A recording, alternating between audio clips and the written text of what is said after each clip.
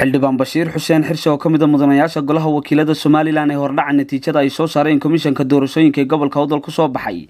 ayaa mahadnaq balaaran u diray dhammaan taageerayaashiisa codkooda ugu heeliyay maalintii doorashada 31 May wuxuuna fariin u diray musharaxiinta la tartamay sidoo kalena wuxuu talooyin u soo jeediyay 82 xubnood ay ku wada guuleysteen golaha wakiilada Soomaaliland maanta halka waxaan soo fadhiistay inaan u mahadnaqo dadweynaha reer Soomaaliland guud ahaan gaar ahaan waxaan u mahadnaqayaa dadkii shacabkii aniga ay doortay ayaan aad iyo aad ugu mahadnaqayaa waxa kale oo iyaga aan u mahadnaqayaa intii aan doorin oo mahadnaqayaa because haddii aan iyagu tartan ku jirin oo aan tartan ku labada dhinac ka socon doorashadu qiimo ma lahateen iyagana mahadnaqayaa waxaan guud ahaan u mahadnaqayaa komishanka qaranka Soomaaliland oo doorashadan door weyn ka ciyaaray iyo sidoo soo abaabuleen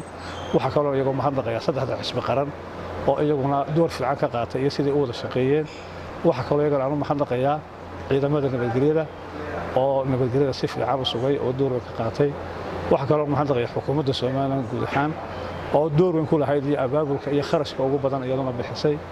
ayaan aad ugu mahadnaqayaa waxaan u mahadnaqayaa shacabweynaha reer Soomaaliland meel kastoo joogaan oo doorkii ugu fiicnaa ee nabadgelyada iyo ismaamulka iyo ilbaxnimada lahaa waxa kale oo gaar ugu mahadnaqayaa dadweynaha reer Awdal oo iyaguna doorashada si fiican oo qadarin iyo xushmad leh uga qayb qaatay waxa kale oo mar labaad u mahadnaqayaa dadkii aniga sida gaarka ah Bashiir Xaan iyo doortay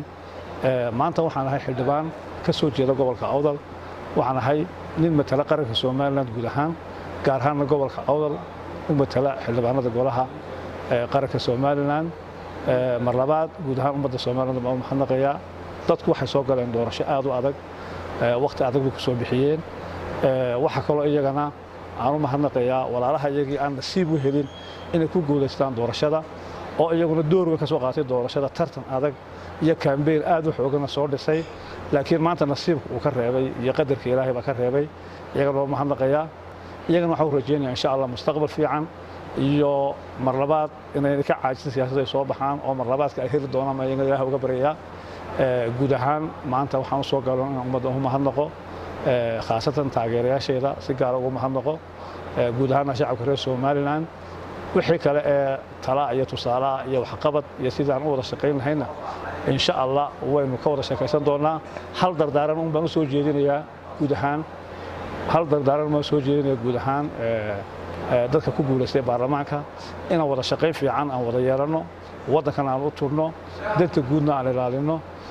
waxyaabaha danta ugu jirta qaranka Soomaaliland aynu ilaalino khaasatan gobolka Awdal la hadlo xilbaan ka soo baxayna in danta gobolka Awdal aan dhamaantiin wada ilaalino inaga xusbiyo mucaarad iyo kuwa muxaafid isku jirna aynu wada shaqeyn buuxda yeelano aynu gobolka wixii aanu qaban karno aanu qabano waxa kale oo iyadana aan xildhibaanada ku guubaabinaya guud ahaan xildhibaanada gobolka Awdal hadaan nahay inaanu ilaalino danta guud ee qaranka isla markaana aan si gaar ah u ilaalino danta gobolka reer Awdal oo aan tabashooyinka iyo waxyaabaha faraha badan ee gobolka Awdal ka yaala aan wax badan ka qabanno anagoo isku duuban oo si walaalnimo ah oo xilkaasnimo ah oo wada jira aan xoog wada qaban doono insha Allah Shafiic Qiyaam TV magaalada Boorame xarunta gobolka Awdal